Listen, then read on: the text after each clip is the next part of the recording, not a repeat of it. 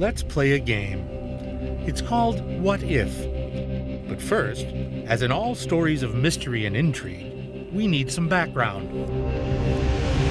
There have long been plots against the rich and powerful, sometimes intricate, sometimes mad plans to overthrow the rulers of the day, to seize power, to become the very things they wanted to remove. Usually, such plots were hatched against a person or persons at the height of their power, when they least suspected it, but when action seemed most necessary. But sometimes, such a plot could only happen soon after the powerful one was gone, before supporters could lay claim to the kingdom, so to speak. And such plots did happen, not just in ancient Memphis, Egypt, but also in Memphis, Tennessee, in the 20th century. Now, there have always been grave robbers, those ghoulish types with no fear of retribution from the spirit world, no respect for the trappings of the dearly departed. Those who would be paid for stealing the bodies of the rich and powerful, for those bodies could be held hostage, just as if the person were still alive. So back to our game. What if, in 1977, in a place called Memphis, Tennessee, lived a man named Bubba? This particular Bubba was a real piece of work. I wanted to explore everything. I wanted to get into the drugs, the alcohol, the girls. We'd stick a crack pipe in their mouth. The next thing you know, we had another prostitute out there in the hotel hustling. I started selling drugs to them, and one thing led to another, and it just got constantly in trouble and constantly in and out of jail. So, what if, in 1977, shortly after the first king of popular music met his untimely end, a tiny band of misfits, in a place called Forest Hill, tried to steal Elvis Presley's mortal remains and hold them for ransom. Raymond Bubba Green was the alleged mastermind of the operation. Not the real mastermind. That was the man with $1 million. But we're getting ahead of ourselves. Back in the 70s, Bubba was what you'd call a free spirit. I pretty well got expelled or suspended from about every school I went to. I had a mischievous past, for sure. And I just had my own wild oats I was going to sow, and that's what I did. But I wasn't going to go to school. I didn't realize that there was a tomorrow. I just wanted to live for the day. I was a heroin addict till 77. I've been through it all. I've tried it all. Stealing, drinking, and drugging, partying. Considering my past, I've had a hard time letting anybody get close to me. Once you let someone get close to you, it's inevitable that it's going to come to an end. So, and then your feelings get hurt and you get relocated. So what I've done is just learn to keep people at an arm's distance from me. I met Rhonda after I got out of Angola, that Louisiana state. I just fell in love with her. We lived a very precarious life. We wasn't actually married, but we were common law. The state of Tennessee acknowledges common law. Soon they found out how precarious their life really was. Rhonda gave in to temptation, and Bubba followed her right through that darkened door. The next thing I know, she got messed up on drugs, and I thought it'd rather be supervised than unsupervised, and then here I go messed up on drugs with her. And then while I was in jail, Rhonda, she took off and went down to Dallas.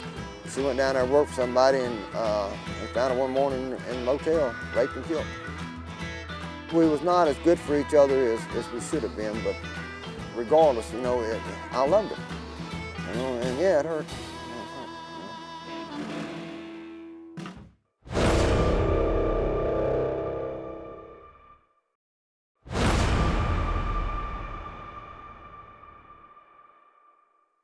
Elvis didn't even register to me. It didn't bother me whatsoever that Elvis died. He was just dead. Yes, Elvis Presley was dead.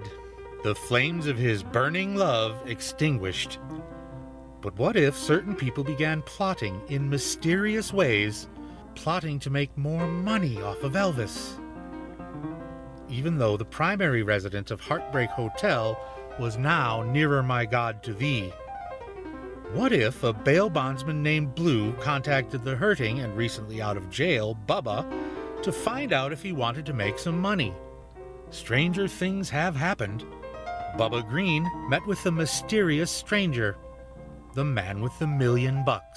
Blue Baron, he called me up one day and he knew I needed some money to pay my bonds. And he asked me if I was interested in making some money, and naturally I was. And he asked me to meet him at the Luau restaurant on Poplar Avenue across from East High School in Memphis. I went out there and he introduced me to this guy, and the guy asked me if I was interested in making $1 million. And my antennas went up, but yeah, I most definitely was interested in making $1 million. And then he asked me, what would I do for $2 million?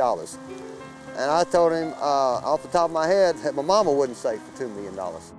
Could this be for real? $1 million? Or $2 million? To do what exactly? The mysterious stranger made an impression on Bubba Green, all right. Whether good or bad, we can't be sure, but he definitely had a plan. Bubba decided to see where this might lead. The stranger was cautious, but also well prepared. I followed him back over to the Holiday Inn, and he went in there and he asked me if I had any weapons on me. I had a knife, and he took that, and he set me down, and he went back in the other area and come back in there, and he had 2 briefcases and laid them down. And one of them he opened up, and he had pictures of Forest Hill Cemetery. And aerial photographic pictures, as a matter of fact, with feetage, marked off footage from fence line to streets to where the mausoleum where Elvis was. And he had copies of receipts for like a casket. I think it weighed 948 pounds. I think an 80-pound brass lock from Oklahoma City that was on the casket. He wasn't sure about the plexiglass bubble, but the dimensions of a plexiglass bubble. And it was just accumulated information. And then he showed me $1 million. It looks like a lot of money. I wondered if it was real. I wouldn't know if it was counterfeit or not. That's kind of what I was thinking. It was counterfeit money. I thought it was a lot of money. I know why he took my knife now, but I was kind of thinking he ought to be afraid. But who was this man? This stranger with the briefcases? One full of information, the other full of cash. Could he be trusted? He was cool, calm, and collective. That's probably why, he told me he was going to ask a $10 million ransom for the casket. But, I don't know if I bought that story, but I didn't even care. I done seen $1 million, assumably $1 million. I didn't count it, but I did look at a couple of them bills, and they looked like if he could pass them to me, I figured I could pass somebody else. So, it was starting to get interesting. And he offered double that, so, he got my attention. He said it's from Cincinnati. Come to find out down the road, I think Cleveland, Ohio would probably been a better assessment. But he's just an average 6-foot white guy that sounds like a Yankee.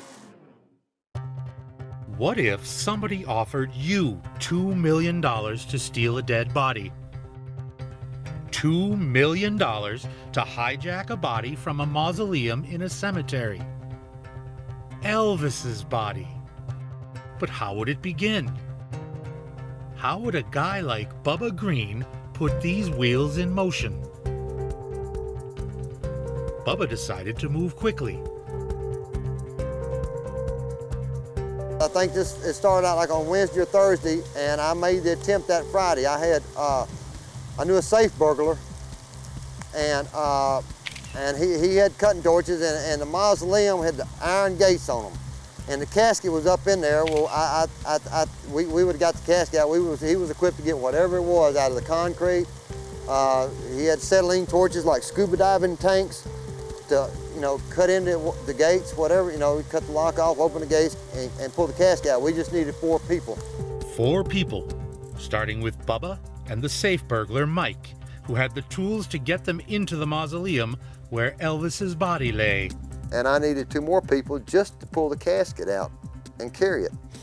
Mike, him and I devised a scheme. There was an appliance company in Memphis, and he was going to get one of the trucks off the loading dock, and we was just going to steal the appliance truck, and use it to put the casket in.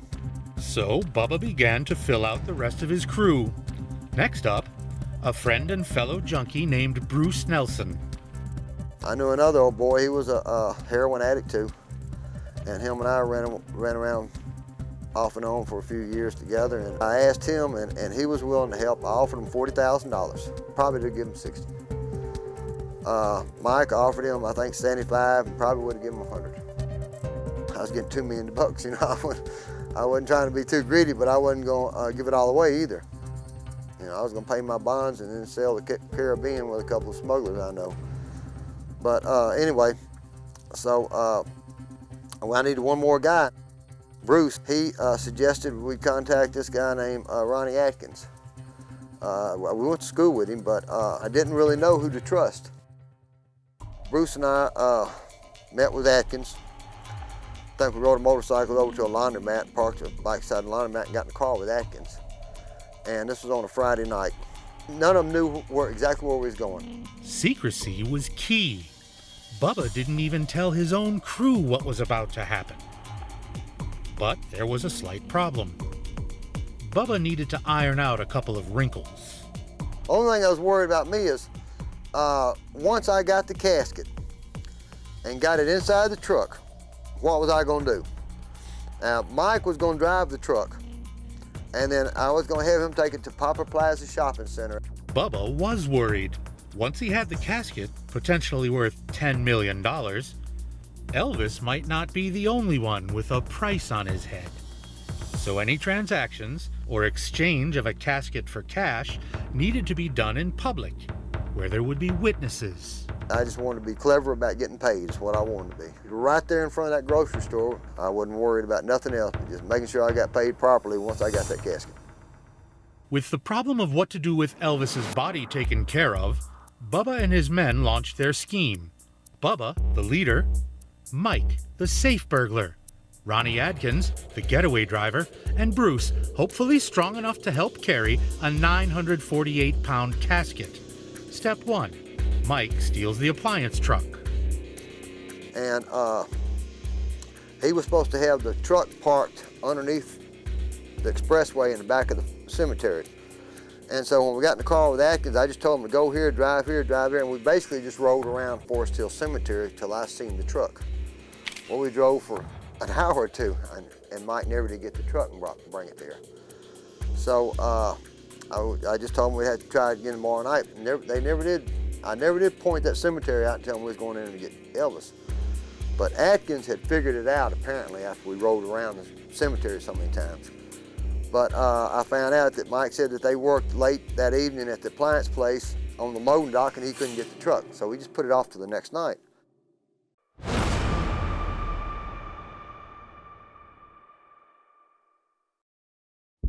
The first attempt had failed miserably. Would they try again? What Bubba and his boys couldn't know, not yet, was that their every move was being watched. So they did try again. I believe it was on a Saturday night. And then we went back again, and when we arrived to start running the perimeter, the truck was where it was supposed to be. Bruce and Ronnie, neither one knew exactly what we was doing. Oh, Ronnie didn't figure it out, but Bruce didn't. And I had them park, and I said, just wait here, and I got out, and I jumped the fence. And then I went to where Mike was supposed to be. Bubba was inside the cemetery fence and looking for a prearranged signal. A light near Elvis's mausoleum. That was supposed to be Mike, the safe burglar. He wasn't where he was supposed to be. And so I looked on the other side, and I was kind of in front of the mausoleum. I looked, and I seen movement on the other side of it. I said, well, he was just mistaking one side from the other. So when I started crawling over there, then I seen a flashlight jump from one spot to another spot. That meant there was two people in there instead of one. And I immediately turned around and started crawling back out. Something was wrong. It was supposed to be Mike signaling with the light. If it wasn't Mike, who was it? Someone knew they were coming. Was this a double cross? Had Bubba been betrayed? Atkins had come running up to the fence and started hollering my name. Bubba, Bubba, where are you going? Don't leave, you know, and started making a lot of noise. Shh, get out of here, get out of here, something's wrong. Something was wrong, all right. With chaos swirling all around, Bubba knew they had to get out, fast. They made their way back over the fence to the getaway car, where, according to Bubba, Ronnie Atkins got behind the wheel. And we jumped in the car, and instead of going, I said, go straight. And instead of going straight, he turned right and pulled right down to where CBS News, ABC News, NBC, the SWAT team, everybody in the world was waiting for us right down there. Atkins knew exactly where he was going with us. The game was up. Had Ronnie Atkins betrayed them?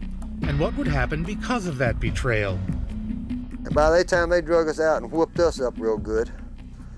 Then they put us in separate squad cars, and Atkins went somewhere else. Bruce and I was the only ones that actually charged. And they took Bruce and I to jail. There was 4 of us altogether, but only 2 of us got arrested. Mike got away. Mike had seen him when he crawled in, and he just froze.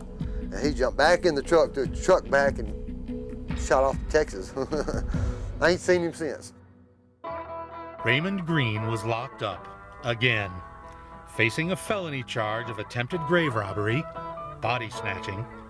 Bubba consulted his lawyer. My lawyer, J. Fred Freeman, who's retired now, he said if they get that charge and make it stick, he said it carries 99 years grave robbing. He said an attempted grave robbing carries 33 years. And at that time, there was no death sentence. J. Fred told me, he said, you can go up there and shoot and kill the guy rather than let him testify against you. Put the gun down, call the police, and tell them that you just shot and killed him, come get you, and you'll get 30 years. Or you can let him get on the witness stand and testify against you, and you get 33 years if they convict you. So he was better off dead than alive, for sure, any way you looked at it. 33 years in prison. Bubba wasn't going to stand for that. He decided to take control of the situation and pay Ronnie Atkins a visit. The goal was to keep Atkins quiet, to frighten him into believing his life was at risk. Bruce and I had gone by Atkins, and I went and got in the back seat of the car, and when he come back out, I put a knife to his throat. And I made him drive down in the bottoms, Wolf River bottoms in Memphis, and I told him he was worth more to me dead than he was alive. You know, he done messed up and he done informed on the wrong people. And so, now the car behind us, which was nobody but Bruce, but he didn't know, I said, there's a car behind us, you know, and if I don't get you, they'll get you. And there's a car behind them that'll get you if you get them. You know, I said, you can't, it's a no-win situation. Bubba had a plan for the man who double-crossed him. He told Ronnie Atkins how to stay alive by pretending to be sick and going to the hospital, where in those days many Memphis cops received treatment. The plan was to discredit Ronnie Atkins so his testimony against Bubba would be no good. He went and checked in and said he was a Memphis City policeman, and he had chest problems in the middle of the night when the doctor's stuff come on in the morning, and he's laying up in there and he didn't have no chest problems, whether he did or didn't, you know, but he wasn't no city policeman. So I arrested him for impersonating a police officer, and when they did that, his testimony wasn't no good. You know, so automatically we got it thrown out. With that devious piece of business, Bubba ensured that Ronnie Atkins' testimony about attempted grave robbing wouldn't hold up.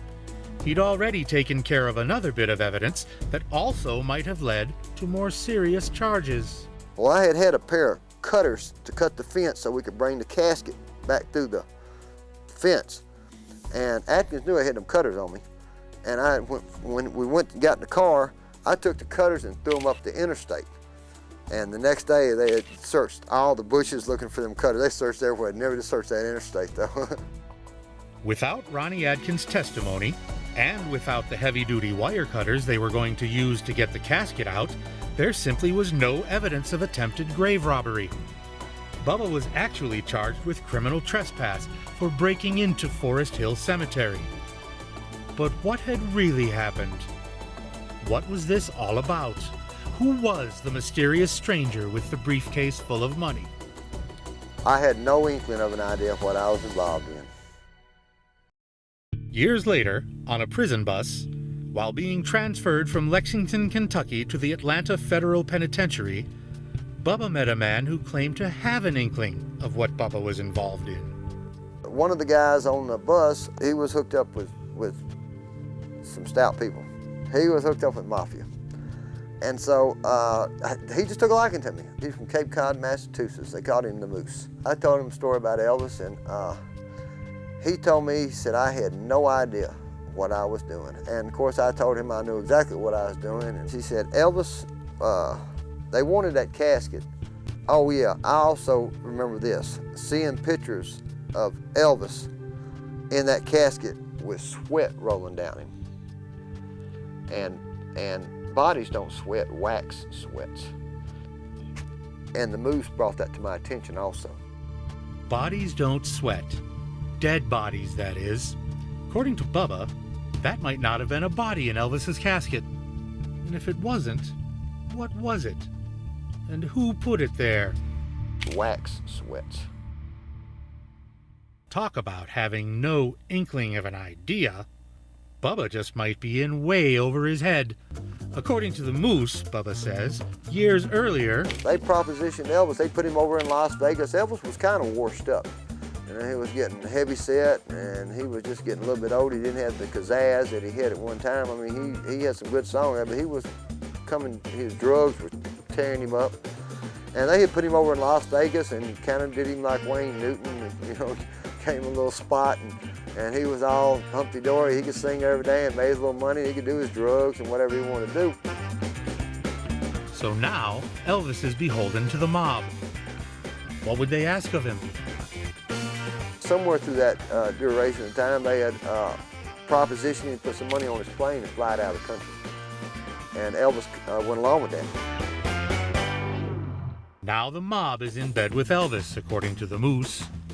And Elvis has a well-known fixation on law enforcement, which might even be called an obsession. Elvis, everywhere he went, he wanted a picture taken with the sheriff. He wanted to be deputized wherever he was going. He wanted to be a police, I think, undercover. He had done gone out with Memphis Metro narcotics people a couple times on drug busts. He was a fanatic with that. He carried a 22 in his sock when he was on stage, and he was just he was obsessed with that. But Elvis let him put the money on a plane. Then he let them fly. They flew it out of the country, but he let the FBI document them serial numbers. And I don't know if it went to the Canine Islands or exactly where it come out, but when the money came back in, they followed that money. And they got 10 or 12 major members of the mafia arrested. But before them indictments come down, Elvis come up with this allegedly overdosed on drugs. Elvis allegedly overdosed? Elvis transporting the mafia's money using his private plane? Elvis with a .22 pistol in his sock on stage. How strange. And now we find out that very few people saw Elvis's body right after he died, according to Bubba Green. Why? They closed that hospital off. Didn't hardly nobody get to get around that body when it's just been a federal cover-up from the whole deal, and I think most of it's documented. I'm sure it wouldn't be hard to research most of it and find out. But the feds have covered it up, and if Elvis ever shows up, they're gonna kill him. From what the moose was telling me, they had him in London one time at a hotel, and before they could get enough people there to get it, the feds got him up out of there. But he's been seen. Have you ever seen as many impersonators of anybody in your whole life as Elvis? And one of them's probably him. If Elvis ever shows up, who's going to kill him? Could the mob and the feds be fighting over Elvis? If that's true, Elvis has to be... Could it be that word of Elvis's death was, like that of Mark Twain, greatly exaggerated? That's the biggest what-if of all.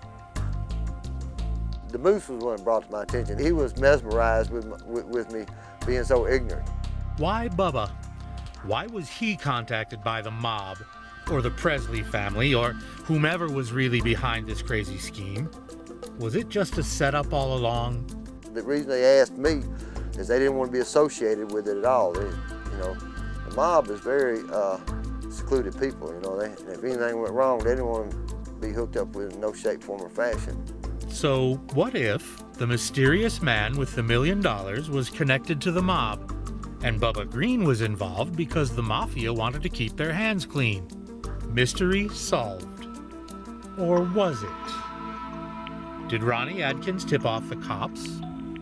Was a WMC TV reporter there with the Memphis police on their stakeout of Forest Hill Cemetery after calling to warn them that the caper was really going to happen? Was the culprit's getaway car pulled over on Elvis Presley Boulevard with a shotgun in the trunk? That's what one account claims. The body of Elvis Aaron Presley, along with that of his mother, was finally moved inside the Graceland compound on October 2nd, 1977. The Presley family had wanted all along for Elvis to be buried inside the walls of the estate, where presumably they could keep an eye on him, protect him against the likes of Raymond Bubba Green and his gang. On the other hand, what if Bubba Green was really the one in need of protection? Are you concerned about your statements to us today? I don't think I'm going to have to worry about it. If anything happens, I'm in God's hands. So why are you telling your story now and not before? Well, I had actually, we made an attempt to do it before, but everybody seemed to be wanting to get a slick on me. This story probably should be told. Are you aware of a story that's going around that you were actually set up by the Presley family so that they could have an excuse to move Elvis and his mother back to Graceland? Sounds good, don't it? Sounds good, don't it?